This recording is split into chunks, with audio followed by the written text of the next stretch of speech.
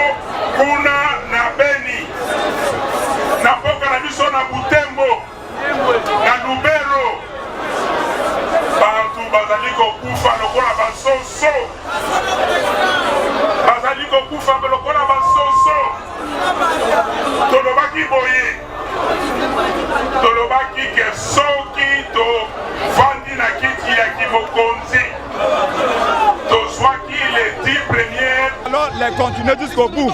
Nous allons tout faire pour libérer la patrie. Les Congolais ont besoin d'un vrai changement. Les Congolais ont voté pour la vraie alternance. Et Chilombo n'est pas l'alternance qu'ils ont voté. Félix n'est pas le changement.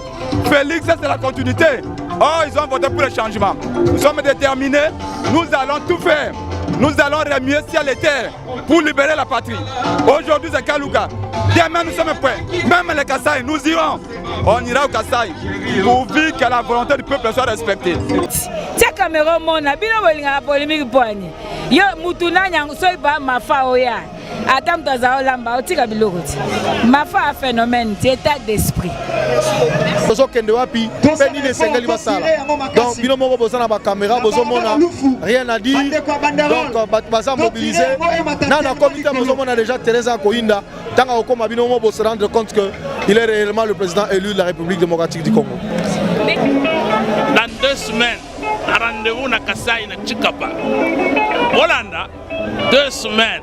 Oyo eza avant goût. La mukate dynamique et sidé.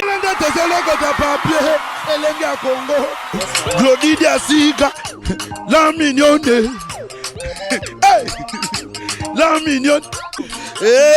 Très simbelenga bro. Très simbelenga bro. Kata.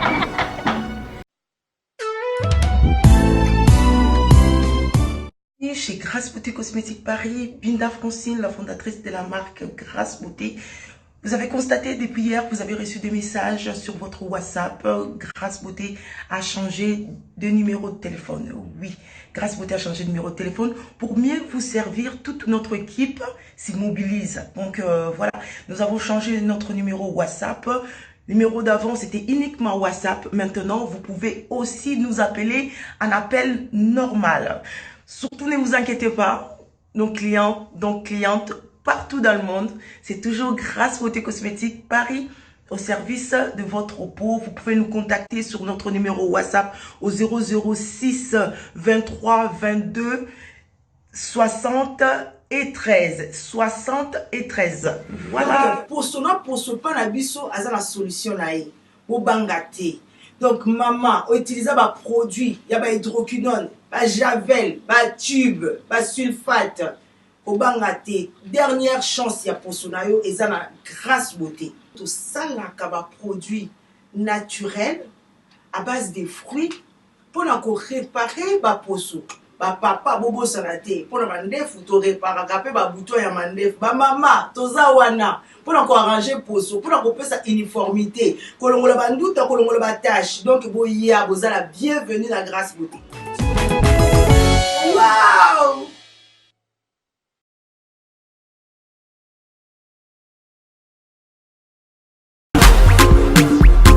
Hey! Zambé! Tolobate! Filokoboy! Tolobate! Hey! Zambé! Yo!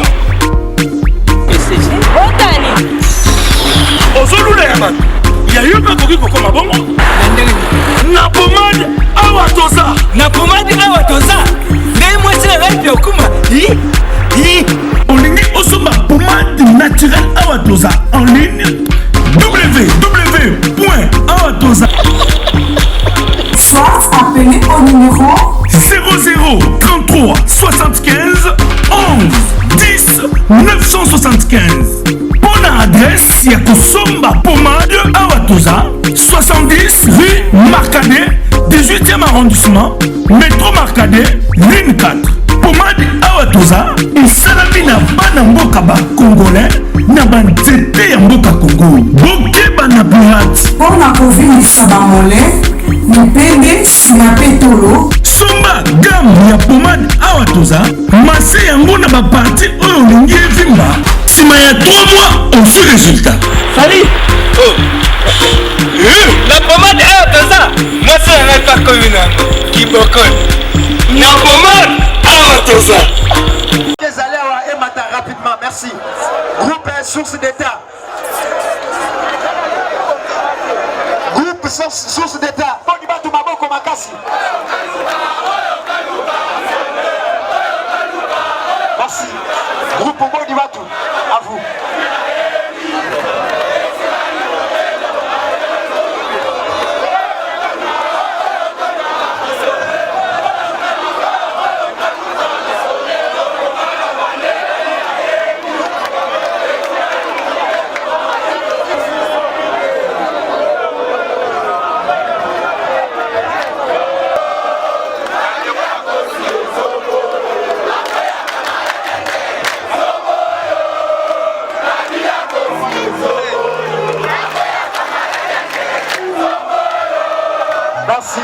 Merci. Bandeko Bazana Balabala Lukula. Dosengi sécurité. On est des bisous. On met un apotien moi barrière place wana. On a pour contourner Bandeko pour que les ordres à la terre. Merci beaucoup. Bon bateau à vous. Ok. Le ministre tu veux l'ordre. Si c'est pas du bateau pour la moi. Dans nzela exécutif provincial ya Lukunga oyo ya SID nde ebengi en tant que président ya biso élu pe mwana ya SID oyo depuis mikolo eleki azalaki mingi na poto na intérieur bisika mais lelo biso bana ya SID tozwi lokumu wana na nzela ya provincial ya Lukunga toyoka le président élu. Bandeko bozali boso nazobetela o lisolo ya SID exécutif provincial ya Lukunga et organiser activité et sengi que président élu lokola souche na ye pe ezali SID aya kosolola na baimboka na Lukunga pona ko passer message na bana Congo bandeko alamuka pe baza invité poto a famille moko polémique ezate yo za mopanzi sango omoni bililiti tia kamera mona bino bolinga polémique poani yo mutuna nyango soy ba mafa oya ata mtaza olamba otika biloko ti mafa a phénomène c'est état d'esprit bozo kende wapi pe nini esengeli basala donc bino moko bozana ba caméra bozo mona rien à dire donc baza mobilisé na comité bozo mona déjà Teresa Koinda tanga okoma bino moko se rendre compte que il est réellement le président élu de la République démocratique du Congo. Dans 2 semaines, rendez-vous na Kasai na Chikapa. Holanda 2 semaines. Oyo eza vangu. La mukate dynamique te SID. Topesi avant goût. Dans 2 semaines, Chikapa. Après 2 semaines, Bunya na Ituri. Après Ituri, Vira, Fizi na Sud Kivu. Donc, sikoyo tolito pelisa moto et batubayoka. Donc, on a la calme, Mkonsamboka Zoya. Ah oui, tabana Lukunga. Section SID Kanluka. Balobi bayamba mukonzi oyo bango baponaki. Alors baloba moko bayoka. Mais na pesi bino ka rendez-vous dans 2 semaines na Kasai. Leader, bon du bateau, leader. Donc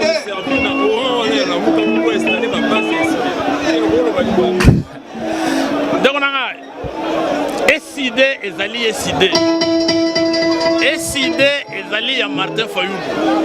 Hein? La Lamuka est un problème à leader. Ah oui, ça parti. Lamuka est bon qui parti té. Biso en tant que membre ya Lamuka, tokoye bisa bande ko na biso ba membre na biso et loko nini Lamuka lobby. Mais Lamuka est bomi ba parti politique té. Ce qui est un parti politique, ils ont ça l'activité. Pour la Mouka Zali, c'est que maintenant la membre était. Parti Wane Zate. Jean-Pierre Bemba Yaki a Kendaki na tourné na Équateur.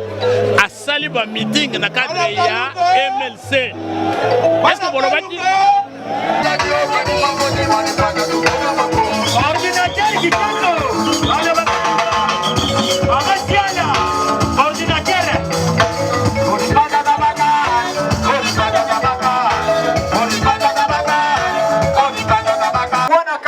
ya video yo kende na tokana bande konyo soto telemi kote ya tante sécurité. Merci beaucoup.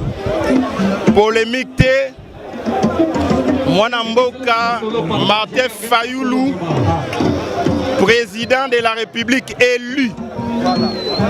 Babengisie na peuple ya Kanluka toali na Kinshasa na Lukunga po banda ba vota président comme mokonzi ekolo nanu akita na mabele ya Kanluka te akiti na mabele ya Kanluka na appel ya bana ya Kanluka pona président na qualité ne ya mokonzi ekolo aya koyebisa peuple makambo esame na Lubumbashi ali ndenge nini makambo ebola na este ali ndenge nini boko yoka na mboka Chilombo oya ganyaki te akotika nyonso na Monsieur Kabila apesi Kabila na finance mbongo na armée défense na portefeuille ba ministère to pe ba entreprise publique apesi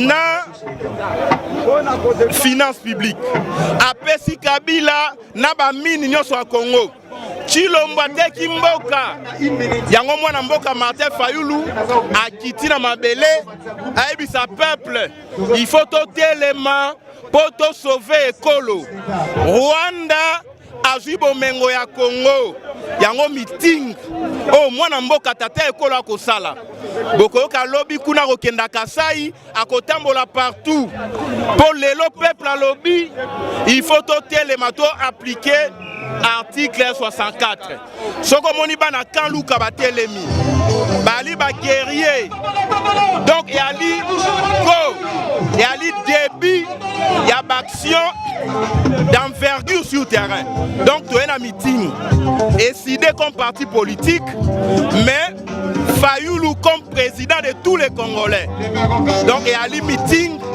ya vérité yali meeting ya koyebisa peuple ete mboka soki totelemi te mboka ekei Barwandais bakoti na ekolo Chilombo ateki mboka apesi bango mbongo ekolo apesi nyonso yango tokiti tosala message na peuple totelema le plus vite que possible. Merci. Naminembwe, Ebola lelo sali 1800 morts et les Congolais ont voté pour le changement, pas pour la continuité. Donc nous sommes contents, nous sommes heureux. Yakoya awana Kanluka, Bokomine na bilenge ya Kanluka, naba mama pe papa ya Congo. Mais l'objet kuna to konde bitumba. Nous disons que ces combats, nous allons les continuer jusqu'au bout. Nous allons tout faire pour libérer la patrie. Les Congolais ont besoin d'un vrai changement. Les Congolais ont voté pour la vraie alternance. Et Chilombo n'est pas l'alternance qu'ils ont voté. Félix n'est pas le changement. Félix c'est la continuité. Oh, ils ont voté pour le changement. Nous sommes déterminés. Nous allons tout faire. Nous allons remuer ciel et terre pour libérer la patrie. Aujourd'hui c'est Kanluka. Demain nous sommes prêts. Même les Kasaï, nous irons. On ira au Kasaï pourvu que la volonté du peuple soit respectée. Le président Elia est à Lubumbashi. Partout où il doit aller pour libérer la patrie, il le fera. Donc toi, Sengo Mingi, Bayambi Biso Sengo, Kaluka yali mabele ya Fayulu tokolongo ane sengo pote makambo nyonso ekenda mais tolobi na Kabila na Félix bayeba ete victoire ya peuple tokotika yango ekenda boye te. Merci beaucoup.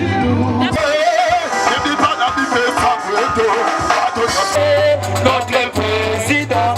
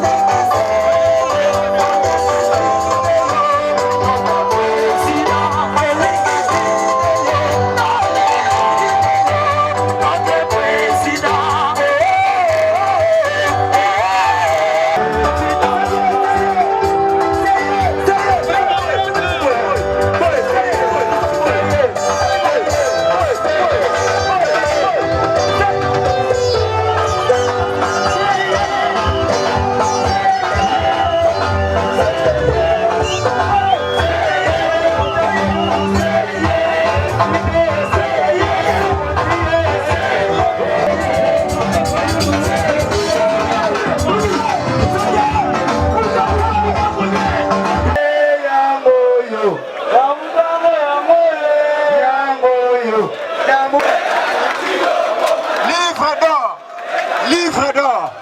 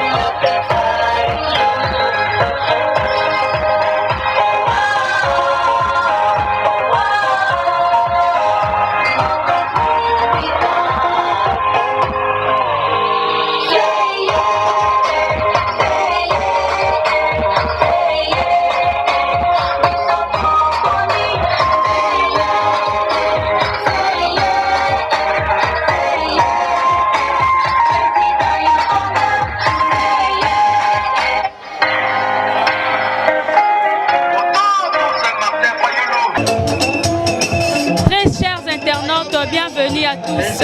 Nebi Keboze Bele, Bolanda Kabiso, Mikolo Nyonso, Bolandela Kabiso, vraiment, Elenga Congo, chaîne à référence, toujours là pour vous informer.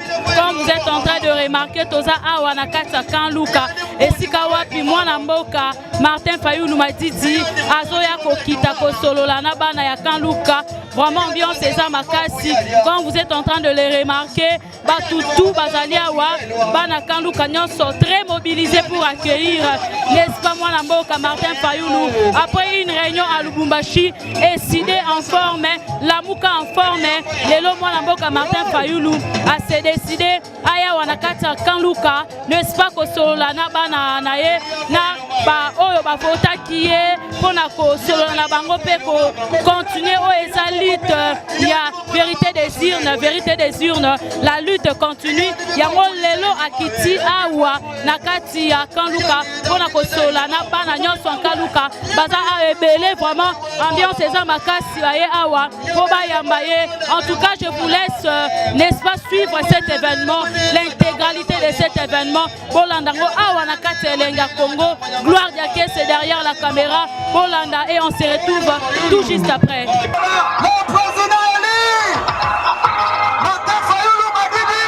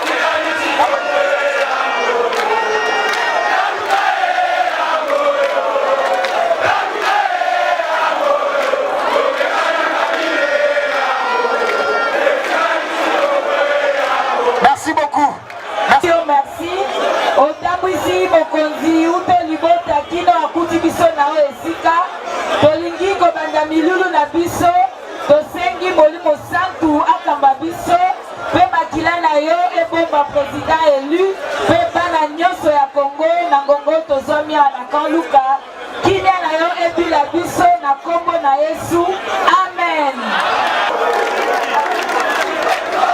Maboko pona kanluka, maboko pona bino, maboko pona bino, maboko pona bino. Merci. La dynamique de l'opposition pardon azali wana soko koya mbango na podium. Maman na ye.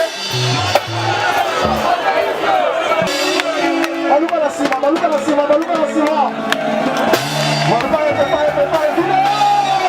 Vino! Vino! Vino! Vino! Vino! Vino! Essa vinga na mão. Essa bote. Vino! Vino! Merci, Victor Maengele.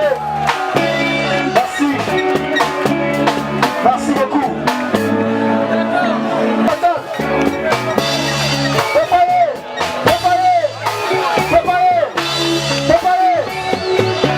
Merci beaucoup. On va la mise sur micro côté.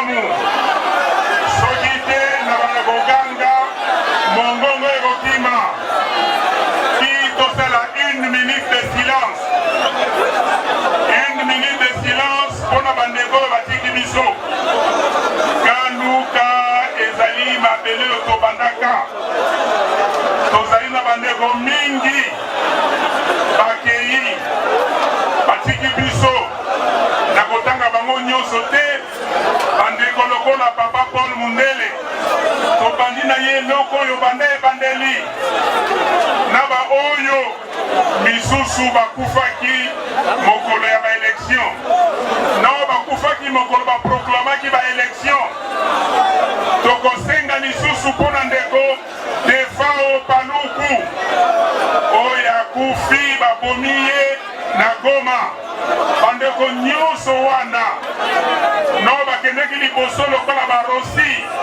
lokola baterese nyonso wana 1 minute de silence mpona tokanisa mémoire na bango tala ndenge tozali awa il fallait tozala na stade c'est pas vrai ça bato oyo bazali awa soki stade de Martine totondisi yango to te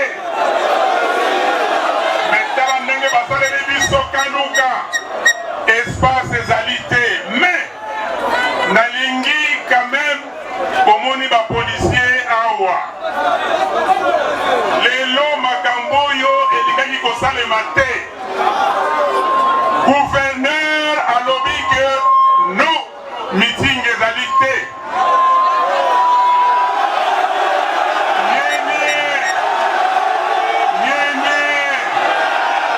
komonaki baye kolongola podium mais mokonzi ya bapolisier mokonzi ya police natanga kombo na ye général Kasongo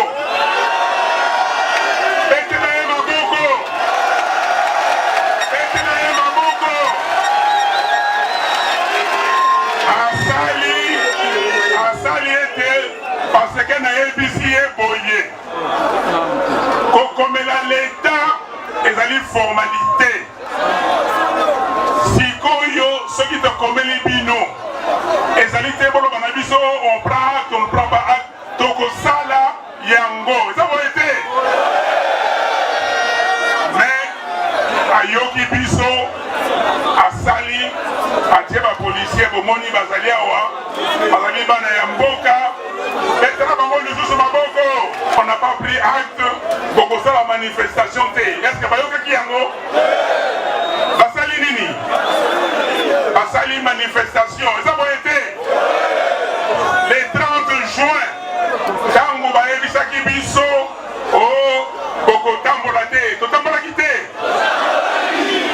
ndeko na ngai kobanga eloko moko te tozali na bilembo ebele oyo bakongolais bazwa victoire boyebi le 4 janvier nyenye boyoka yango le 4 janvier batata na biso bamama na biso babunda etumba ti eyekomema biso na indépendance ezali esengo to esengo te mingi eleka boyebi lisusu le 16 février 1900 combien 1900 combien 92 hein?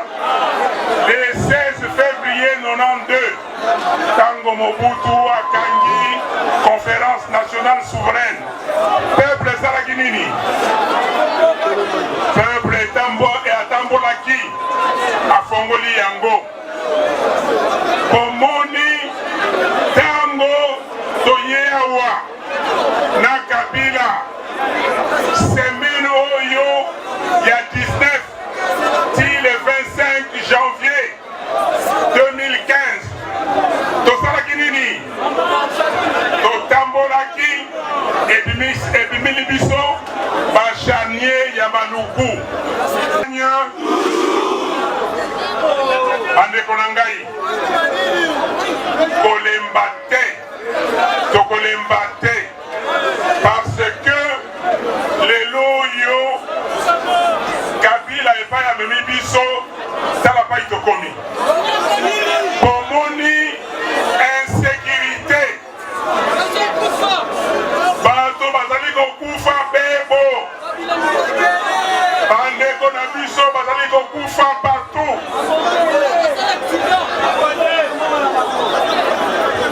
omoni na mboka na biso kuna na Ituri na mboka na biso kuna na Beni na mboka na biso na Butembo na Lubero bato bazali kokufa lokola basoso bazali kokufa lokola basoso tolobaki boye tolobaki ke soki tovandi na kiti ya kimokonzi tozwaki les 10 premières mesures boyokaki les 10 premières mesures ya liboso ezalaki nini ya liboso ezalaki kankokolo nayeki moto alobi yango kankokolo ekokende wapi ekokende wapi mpona nini mpona nini mpona tosala sécurité lelo oyo kende kotala na njugu kende komona na Mahagi kende kotala partout kuna na littoral Albert ndenge tobengaka babomi bato depuis le 10 juin ti lelo oyo bato bakufi ebele bazali kodécapite bango na bamachete bazali kodécapite bango koboma bato lokola basoso na Uvira na Fizi babomi bato babomi bandeko na biso po bandeko wana balobaki nini balobaki nini merci bozali au courant balobi makambo ya Minembwe Minembwe comme commune baboyi yango babomi 200 personnes depuis toloba o toloba te toloba o toloba te Minembwe ezali mboka ya banani ezali ya banani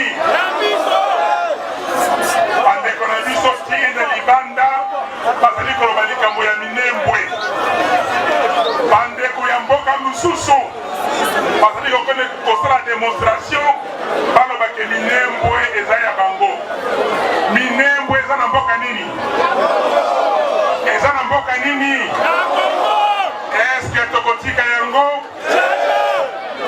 eske tokotika bandeko ya Fizi eske tokotika bandeko na biso ya Uvira lelo oyo na Goma sanza ya Motoba juin na sanza ya Sambo juillet babomi bato baassassiné 69 personnes eske tokoki kotika yango tokoki kondima yango bandeko na ngai tala tolobaki eloko ya liboso assurer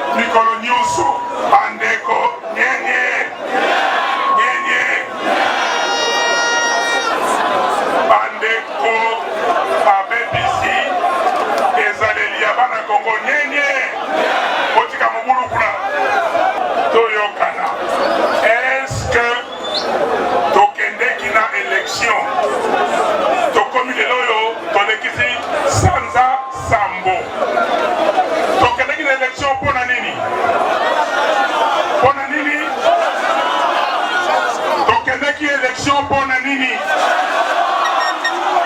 Pona changement. Est-ce que le changement est continu? Changement est continu. Mais pona nini changement est quotidien? Pona nini? Pona nini? Bolobi changement est quotidien parce que Kabila azali kaka na pouvoir eza boye te. Est-ce que bino bokendeki na élection mpona yango? Bandeko. Mais toyokana mpona nini Kabila azali kaka na pouvoir? Mpona nini? Mpona nini? Voilà. Mpona moyibi, mpona corruption, mpona kolanda mbongo, lokumu bolingo ya mbongo. Olobi nanga moyibi, yo lobi course constitution moyibi, bango nyonso wana miyibi.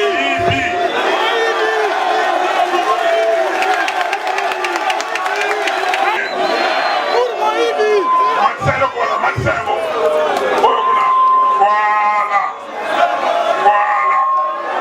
Omoni nyenye na biso ebebi parce que bato ya mitema mabe balingi kokonza yango, balingi kokonza yango, yango wana basali nini? Baluki eloko oyo ekodistraire bakongolais, baluki eloko oyo ekosala ete soki batie yango liboso congolais amoni batieli ye ndobo, batieli ye pambu, akei akangami. Eloko wana nini? Mbongo, corruption. Bazwi mbongo batie liboso. Bato ya seni bazwi likama mbongo batie liboso. Bato ya cour constitutionnelle bazwi likama mbongo batie liboso.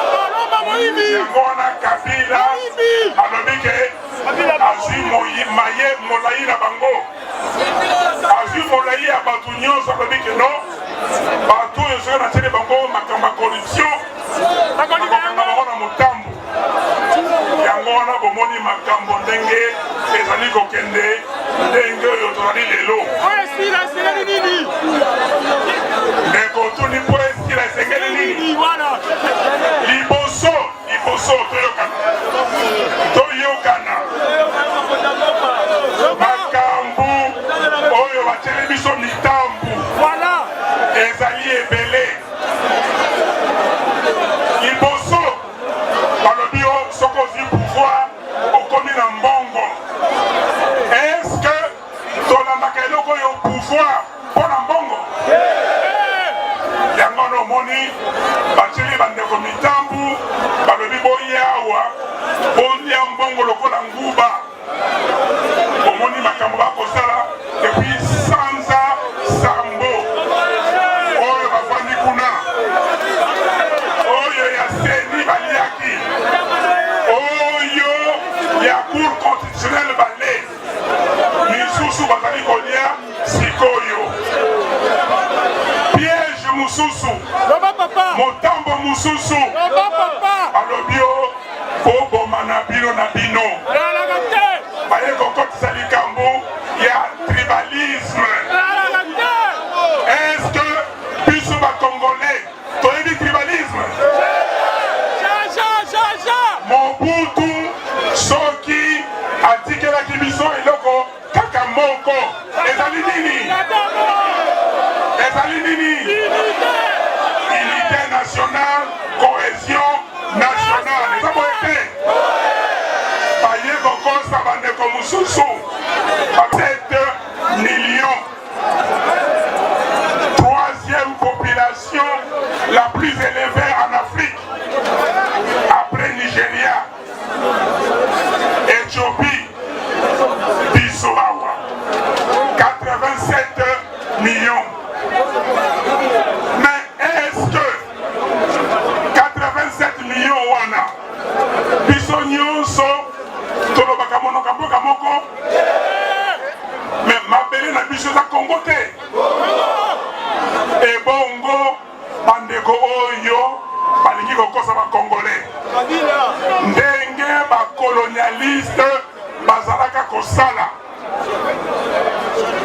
biso o wana za ndeko na yo te wana bolobaka monoko moko te makambo oyo basalaka na Katanga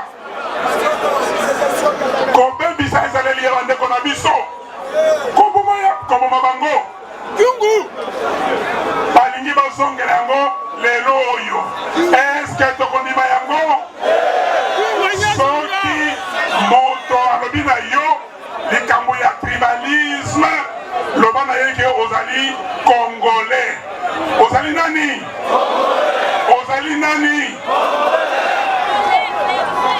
bandeko na ngai moto akosa yo te soki alobi ono nga azali ne Congo ezali lokuta parce que tango bokokende kuna bino bane Congo bokokoma bon awa sikoyo biso na biso bane Congo nani azali mutu ya Lukaya nani azali mutu ya Katarak nani azali mutu ya Bafrere eza boye te tango bokokoma bato ya Bafrere bakomi kokabola bino dambu ti okokoma na likambo ya famille ekokoma o clan famille libota ya mama kulutu mama leki boboya likambo wana boboyango na motema na bapaster misusu bakoti na makambo ya corruption eske ezalaka boye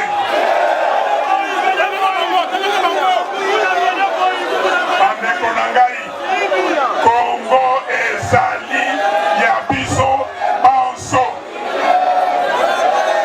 yango wana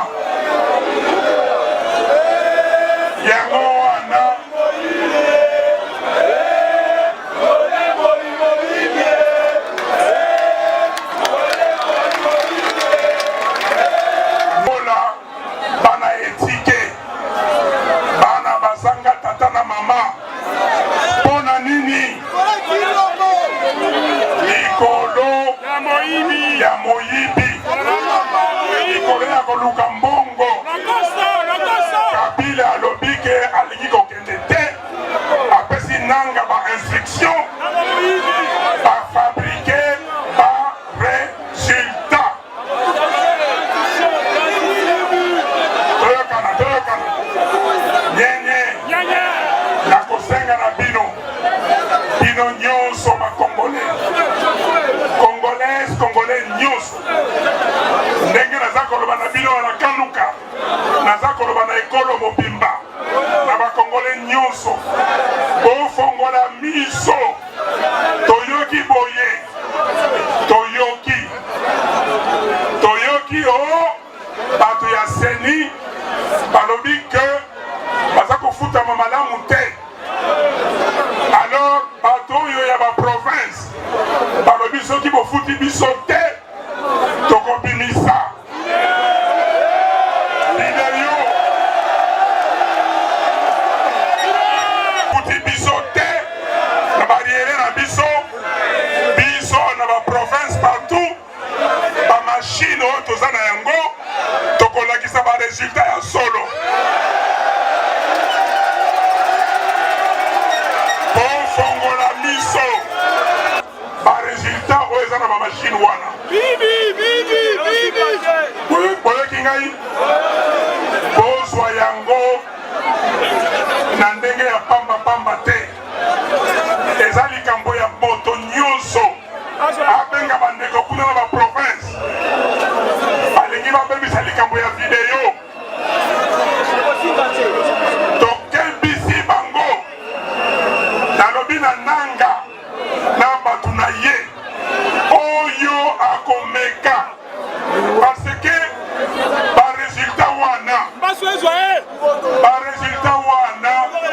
batambula nini ifo ebima eza boye te babengaka yango badokima oyo badone oyo okoki koaltere yango te okoki koboma yango te benga nini archive oyoki donc atan basali ndenge nini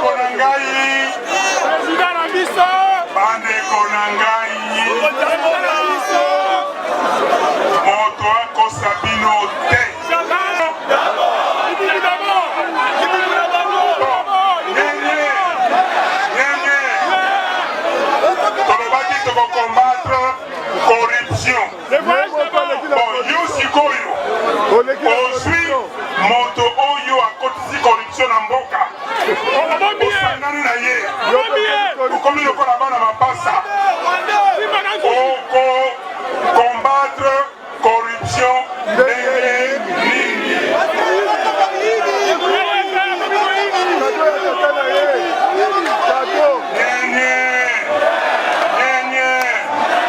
bandeko eloko nini ekomi mboka na biso bamisusu babi moyibi bamisusu babi corruption bamisusu babi lokoso ya mbongo nyenye oyo akanisi ke kongo ekokweya lokuta na ye basali nyonso mpo bakabola kongo